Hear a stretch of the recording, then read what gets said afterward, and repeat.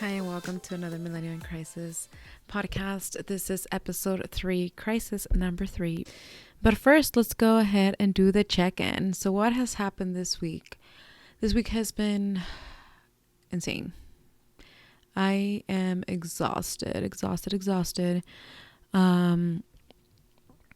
And I'm upset. My anxiety just decided to remind me that she's alive, well, and thriving.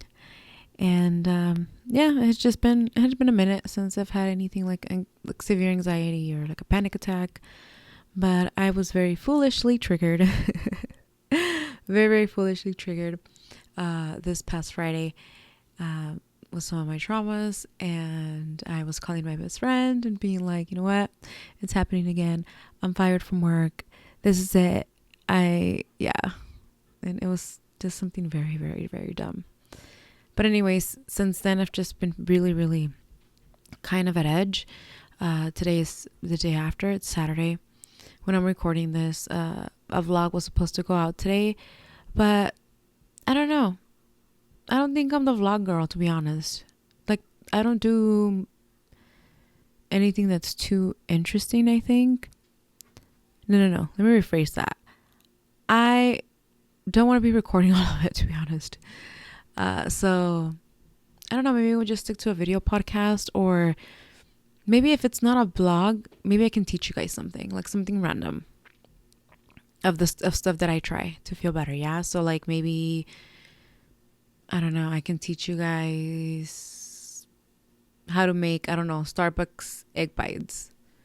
And then in another episode, I'll be like, this is how to get started with meditation. Or a random video of me like traveling with Rue. Or just has like a whole video just of Rue. Something where like I think I would have more flexibility in what I post. I'm not the vlog girl. No, that's not me. I thought I was, but no, I don't think so. So we'll see what happens with that. Maybe I've been wanting to try different recipes, and so maybe I'll record some of that and let you guys know how that went. We'll see. We'll revisit that. Also, what else has happened? Yesterday I released a bonus episode, which honestly was recorded and posted within an hour, just because I had those feelings. So I'm also dealing with that. And if you haven't heard that little bonus episode, I'm having to deal with a lot of emotions regarding death and mortality and things like that. And it's making me trip, y'all. It's making me trip. It's just, I don't know, hitting me in the face a little bit harder this time around. And so I need to like process all of that. And I am deciding to take a different approach this time around. So just going to try and keep living my life instead of, dwelling for prolonged periods of time. And we'll see how that goes. So today's topic is on relationships, and more specifically, we're going to talk about relationships with family.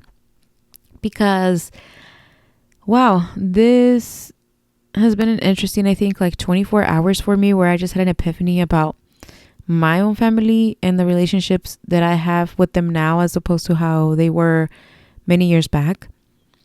And it's just nice. I feel really happy about the relationships that I have with my family right now. I am very content with that. I feel like we're in sync and just working together really well.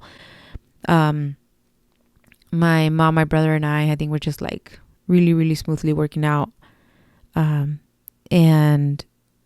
it just makes me happy that we've gotten to this place, because it wasn't always like this. And so it's just like, yeah, guys, like we did it. Like we've been working so hard on ourselves and just trying to make it work. And I feel like in the last 24 hours, we've had to, we look after our mom and like, like her care and things like that. And there's some medical things that we need to take care of and paperwork that needs to be moved around. And, I've always been the girl. I think since I was, I don't know, probably 7 or 8 years old, I was always the one helping with that kind of paperwork, just because I was the one who spoke the language. My mom wasn't fluent in English while I was growing up.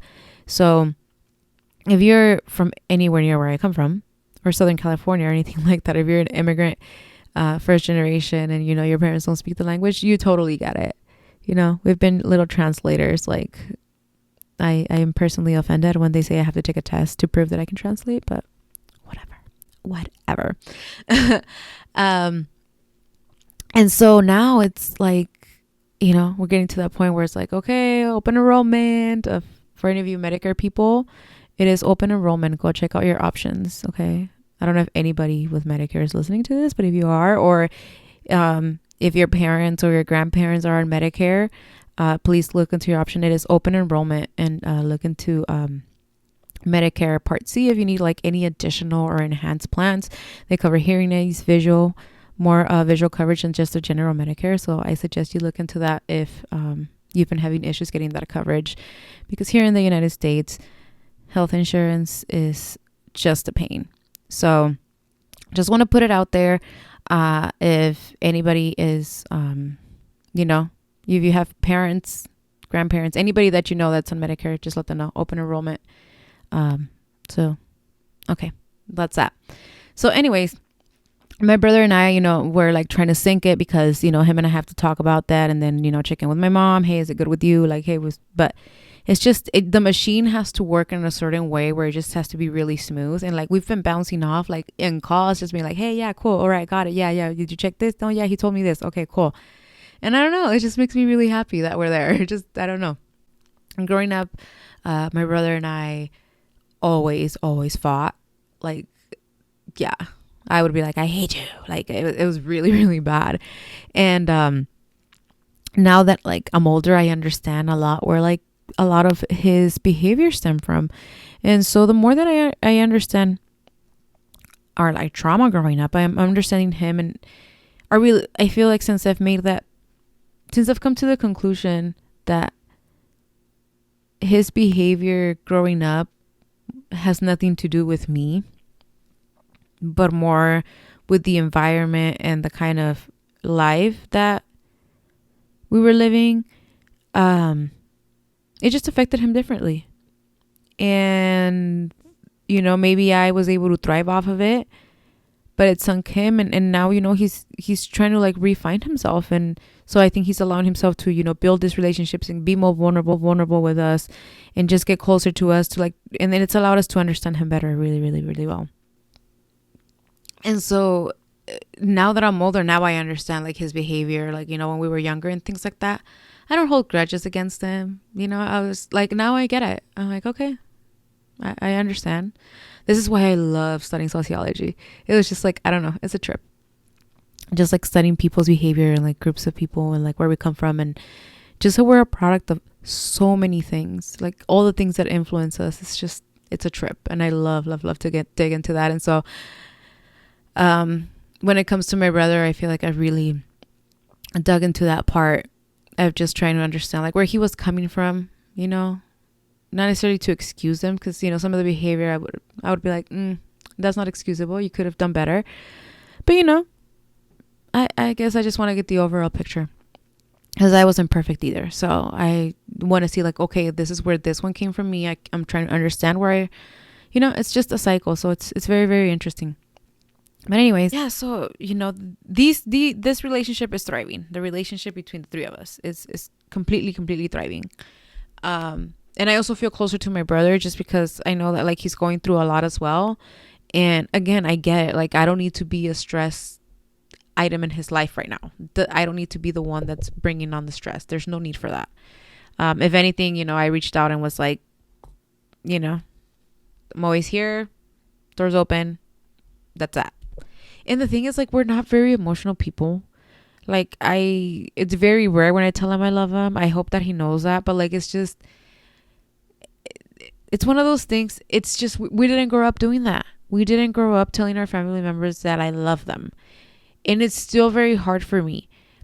I feel way more comfortable telling my friends that I love them. And I think it's because like, it's this weird thing where I'm like, well, I chose my friends. Family, I was kind of forced to like. But my friends, those like I chose, and I can tell them I love them. And because I have crazy friends, if you're watching this, I just always tell them I love them, because you never know. Life is weird and chaotic, and you never know. So anyways, so I just find it very interesting that it's just easier. I don't know if anybody else experiences that. It unfortunately in my household, and it was very weird to me. So in my household, yeah, I don't think we ever really told each other that like we loved each other. But I also think that we also just all assumed that we did. And maybe if you're listening to this podcast, you can tell me if you just assume that we like, okay, yeah, we have love for each other. That's like unsaid and like we're good. Or if you needed it to be said a little bit more often, that'd be interesting. And also a good topic for my Spanish one, because most of my family only speaks Spanish. Anyways, just thinking out loud here. But yeah, such a trip. Very, very interesting. Very, very interesting to me. Also, the relationship with my mom. My mom is my best friend.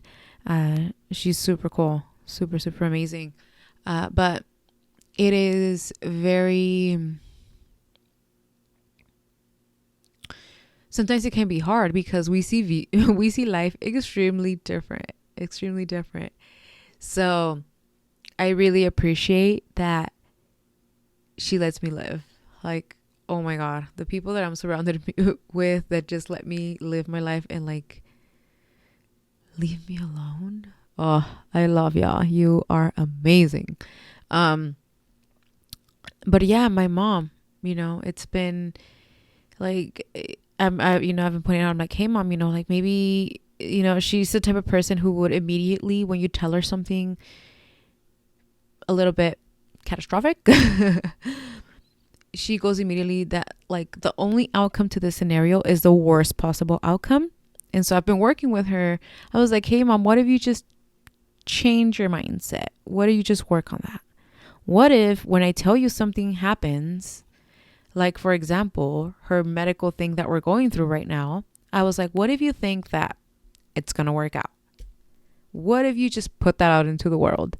And yes, I am very brainwashed by the law of attraction. So I've also really, really put that on her. For those who don't know what the law of attraction is, it's the idea that like attracts like. So whatever energy you put out into the world, whatever things you verbalize, those are the things that are going to come back to you.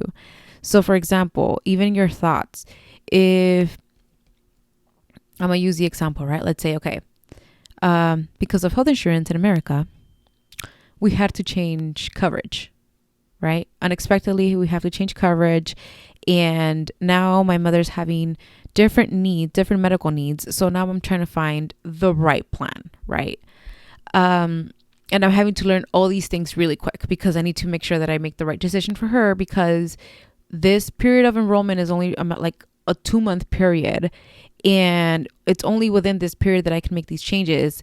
And then if I end up not liking what I choose, I have to wait a whole year, right? And so, oh my God, I'm having my COVID brain, guys. Oh my God. I totally lost my train of thought. It's really, really bad sometimes. It's really, really bad. And I'm glad I'm getting it recorded just in case we have to like look back into this. But anyways, so yes. Okay. So yes, we're trying to figure this out. And this is how I'm working with my brother and my mom, right? So we only have this thing. And so when we told my mom, like, hey mom, you know what, we're going to have to go through a whole process. We're going to have to find, you have to allow me time to make the research and choose the right thing. Okay. Now I have to learn all these things, and this is what it implicates. And, and like the whole thing where I told her that if I made a mistake, it was going to be a whole year before I could make any changes. She assumed that I was going to make a mistake. And I was just like, what about if this time you just assume, hey, it's going to be fine. It's just the process that we have to go through. Okay. Yes, it is a pain to have to change your care because we loved her doctors. We loved her specialists and everything. And we were just getting like situated. It was going to be a year since we moved to this like new plan and everything. Like we went through this a year ago as well. So we were just really excited. Like, oh my God, finally we like it. She's, she got off her meds. Like, it was amazing. It was just what we were looking for. It was just a perfect match. Now it gets onto us and it's like, we have to change it again. And you're like, mm. And I was like, okay, Mom, let's allow ourselves. We're going to, bitch and moan for this hour or day or week. I'll allow you to even have a month if you want. But I need you to just think that it's going to be okay. You can do both things at once. You can say, yes, this situation sucks, but it's going to be okay. And I was like, I need you to put that energy out there because I just need it to be there with me when I'm making this research and making sure that this is okay. And like, I feel like it kind of calmed her down a little bit. And she was like, okay. So then now that we're in the process, like things are moving along this last 24 hours, we've been like, hey, you got this? Yes. Okay. Paperwork here, this, that. Hey, did you look at this? Here's this link. Here's this. Like, it was just this. Ooh, it was very, very smooth. I'm just very happy. And so, yeah, it was just like, see, Mom, look, and I think she just gave it a good try. And I really appreciate that. And if any of you are trying anything new, please, sound off in the comments. I would like to know where you're trying out. Maybe I'll try it with you. I just think it's really fun when you try new things and like you see random results that you didn't expect. And hey, even if I would have made a mistake, the way that she went about it, I feel like she was less stressed throughout the process, just thinking that it was going to work out. And I feel like that's very good. And so, yeah. And I think it's really working out. I think like, yeah, finally, like we're reaching that point. And I say finally because relationship with family is very, very strange. So anyways, yeah, those relationships thriving. Cool. But then there's also those relationships that are not thriving, and on purpose. I decided to stop putting effort into them. And that's that. It's just, I think that in some of these relationships, I've put more than enough time, energy, effort. I feel like if this is the end of this relationship, I can walk away, be happy, and be like, cool, thank you for everything you brought into my life. I wish you the absolute best. But I'm tired. I'm really tired. I'm tired of reaching out to people and making the one that like, hey, how are you? Like, no, I'm tired of that. So just know I still love you. If you want to reach out, I'll probably, to be honest, I give my friends so many fucking chances that like, yeah, I'll probably still go out with you and like we can still have, coffee or whatever. But just know it will never be the same. And, if you put in the effort, I'll put in the effort as well. And if you want to flower the pot, I'll flower it with you. Flower it. That's not what I meant. No, that's wrong. No, that's wrong. And what I meant to say, and to my friends, if you feel like I hate, Chantel's out of the picture, I love you. If you're my friend, I love you. And if I haven't reached out, just know that like, maybe right now it's not our season, but I still love you. Okay. I feel like I have, little seasons with people. Sometimes some years you're closer to others than you're to others, but you can always reach out to me. Even if, we were really close 10 years ago, just know that like, I always cherish all of those memories. We can always, revisit them. I hold you guys very, very close to my heart. It was great to see you at the wedding, and I'm gonna get emotional because I miss my friends. It's just very hard, guys. Oh, I miss my friends. See, I didn't get emotional when I spoke about my family, but my friends, those hit home. I hope all of you guys are thriving. You're doing well. If you're listening to this podcast, I love you all. Thank you so much for being a part of my life in some point of my life, for teaching me something. I feel like all of you guys have taught me something, for allowing me to be in your houses. I know that I have a lot of special houses I can go to. I know that I'm always welcomed. And so that to me is very, very emotional. And that's just it. This is what this podcast is about, right? Let's be real. These talks do get emotional. And I think this is why we avoid them so much, because it's very, very uncomfortable, right? But we're going to keep growing, guys. We're going to keep growing. And if you're, maybe feeling related to this conversation and you're crying in your car, crying with me, thank you, thank you, thank you, thank you. I feel you here already in real time. We'll figure it out. um, but anyways, let's go back to family. So yeah, so I do have some very interesting and complicated, complex. I would say complicated. I would say complex relationships with members of my family, more specifically with my dad. I If you know me, you know that I do not hide the fact. I'm like, oh my god, daddy issues, lol. Um, but I'm tired of waving that flag. To be honest, it was never an issue. I think I've done really well for the amount of bullshit. Um, I feel like I allowed myself to let it go at a very young age. The fact that I wasn't gonna have like a present father, or that I was never gonna build that relationship. I think I came to terms with that.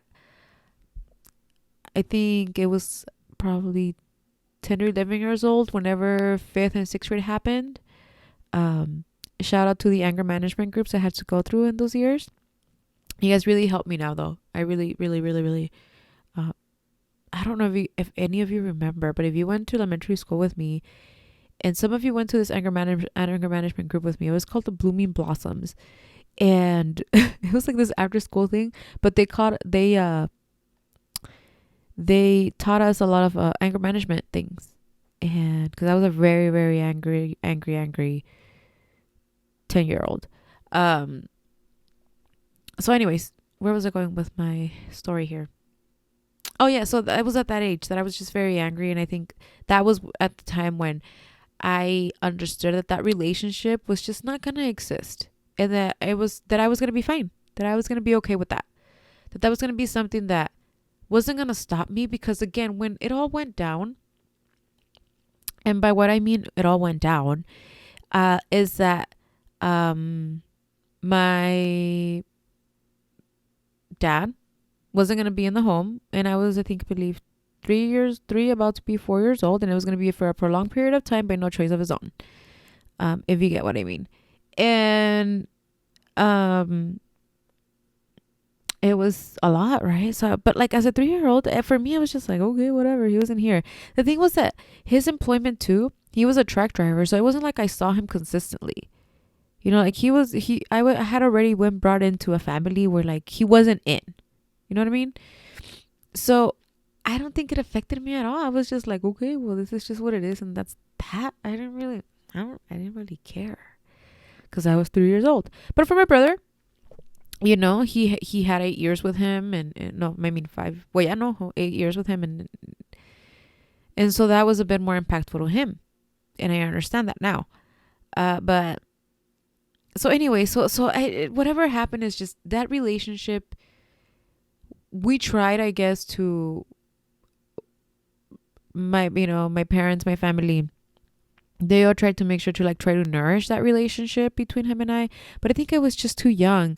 And the way that I started to understand life and things like that, he wasn't there. But that was my only reality. So him not being there for me wasn't any big change. For me, it was just, that's just the life I lived. It was just always my mom, my brother, and I. And it was the only reality that I lived. And I think that's why it didn't affect me in the ways that people would think it would have. A lot of people think that I don't want to have children because like I come from a broken home. And I'm like, absolutely not the reason. I don't want to have children because I'm selfish. Because I start my sentences with I want to do a lot of things. I want to save money. I want to travel. And yes, I can do it with a child, but do you know how much more stressful that's going to be for me? I don't want to be stressed. So I don't want to have children. That's it. End of story. There's not much to it. And don't look beyond it. Like, honestly. But it's just sorry. It's just really funny to me. It's just hilarious to me that people think that it's because of that. But it's the only reality that I knew, and the only reality that like worked for me. And I just always thrived in it. I always just loved learning.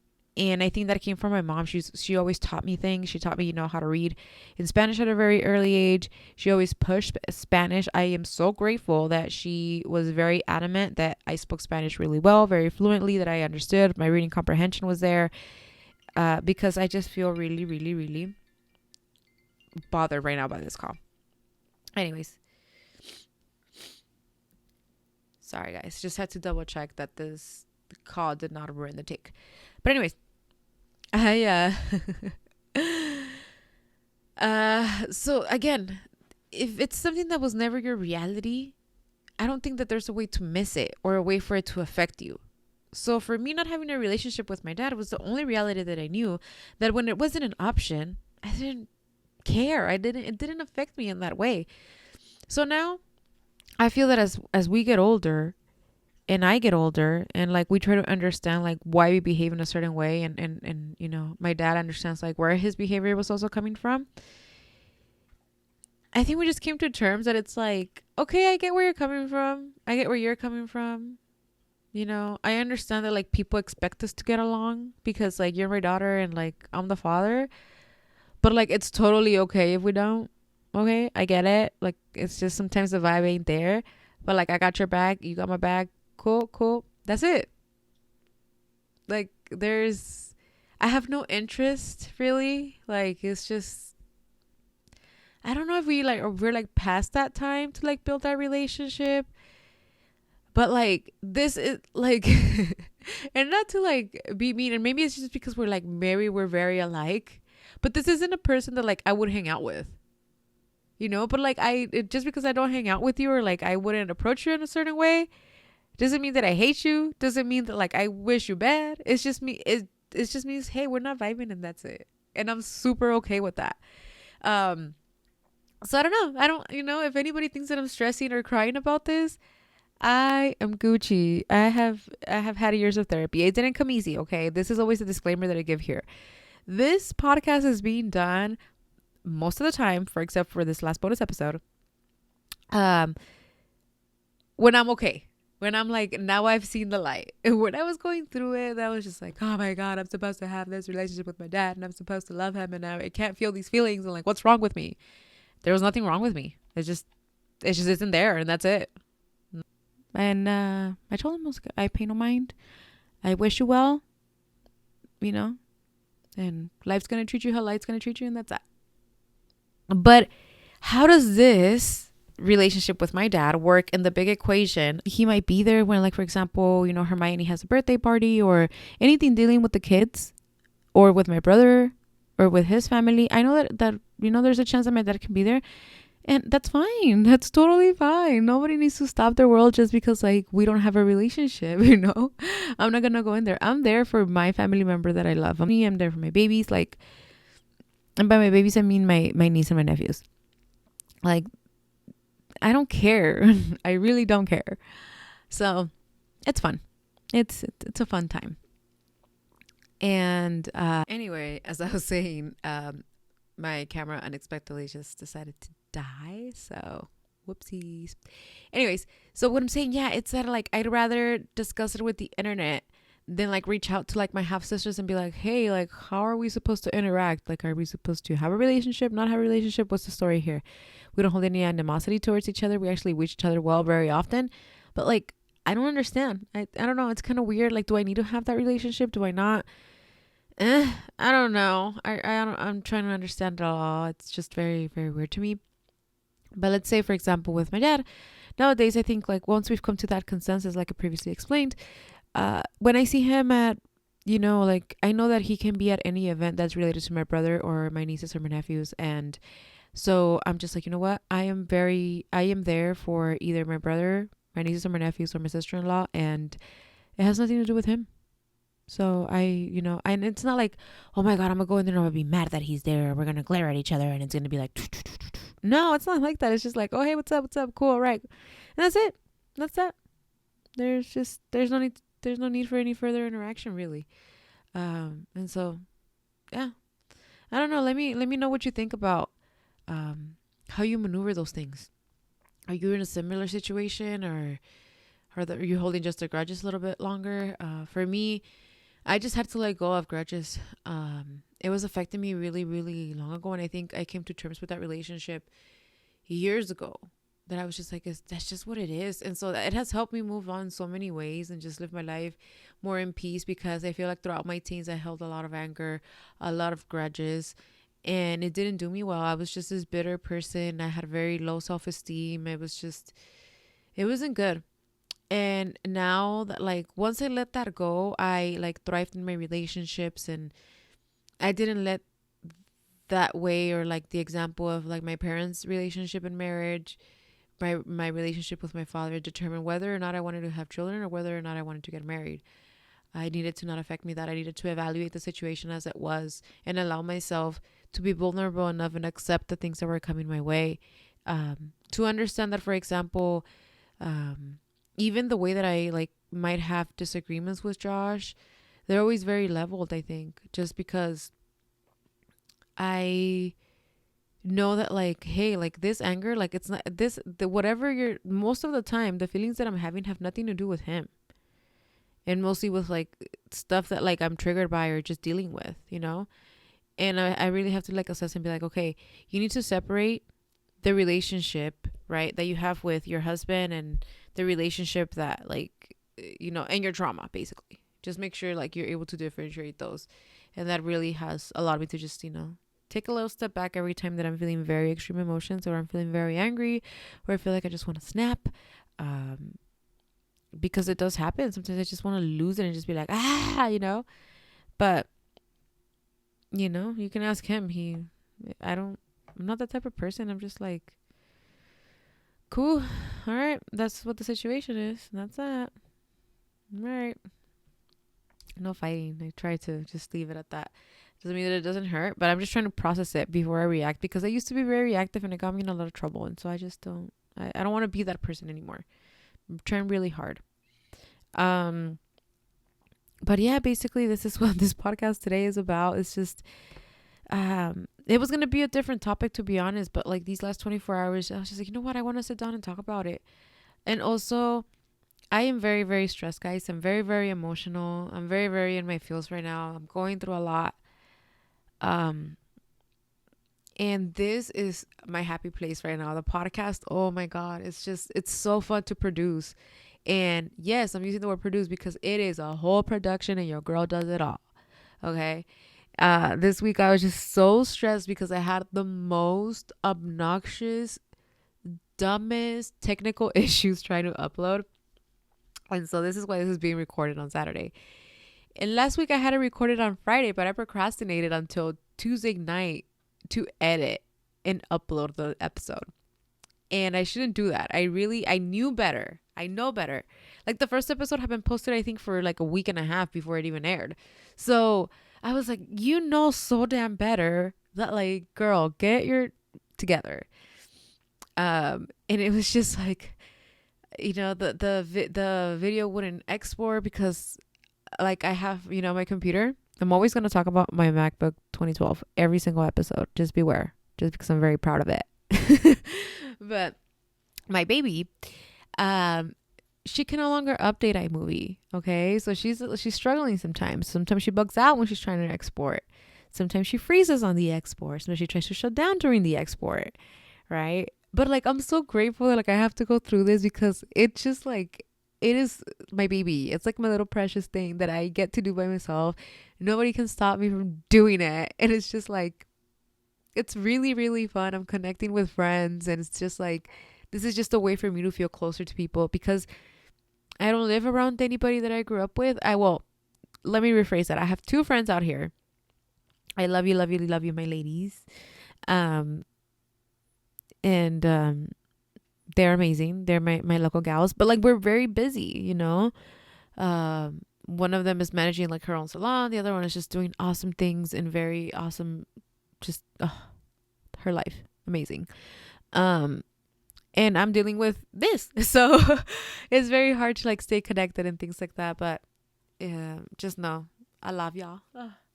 My friends. It's just me crying about my friends this episode. But it's wow. What a moment. So this is just my little safe space here. I feel happy here. I feel like I can just kind of let it go and, uh, just have a good time. So I'm very, very glad. I'm glad that you're enjoying the podcast so far. If you have any topics that you would like me to maybe include, address, hey, maybe you've never been brave enough to ask me that one question that like you always like maybe I made a comment about, or you want to know a little bit more about like, hey, remember this one time you mentioned this? Like, can you elaborate more on that? Or like, how does this play into like your life story? Um, and I think what this podcast is most about, right, is like going through these crises because you like realize that you're like, oh my God, it was that one thing that one day that's like impacted my ability to like perform or like whatever it is, right, to thrive right now. And it's a self trip to self discovery. I think it's, again, like I mentioned earlier, it is such a trip to discover yourself and just try to be like, this is what makes me. I don't know. For me, it's very intriguing. Maybe it'll make your mind trip, or maybe you'll just think I'm a little crazy. But thank you very much for joining us here another week. And I will see you next Tuesday. Thank you so much for joining. I am so, so happy. Thank you. Thank you. Thank you. Thank you.